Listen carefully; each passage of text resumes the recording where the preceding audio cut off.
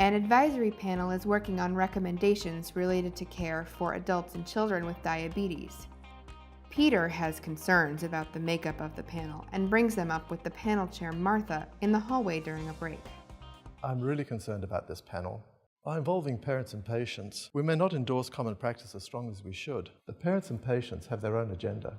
Well, this is how things are being done now. All stakeholders have input into recommendations. I think it's important to remember, though, that we rely first on the evidence, randomized controlled trials and systematic reviews, not personal opinion. I can only identify 4 experts out of 19 members of our professional group.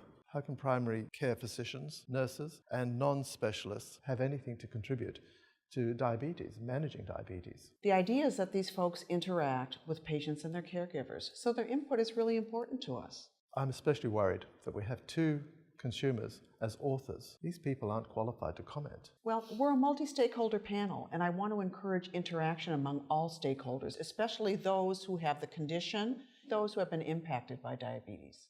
Besides, won't the advocates have an axe to grind? I'm doubtful as to why you would have included somebody from the coalition of LGBTQ wellness. What does that have to do with diabetes? All consumers are important to making sure that our recommendations are evidence-based, focusing on harms, looking for shared decision-making opportunities, and really helping us take the patient perspective into consideration. I was on a guideline panel last year that was really influenced by consumers. For example, as a result of their involvement, we had a plain language summary for the guideline, and we also included several tables of frequently asked questions in plain language, and very importantly, some option grids and shared decision aids so that the clinician could very efficiently and effectively engage the consumer in a conversation about making shared decisions. The consumers really made us focus on the limitations of the evidence, and for every recommendation, we had to clearly specify what those limitations were. It really led a lot of balance to the project.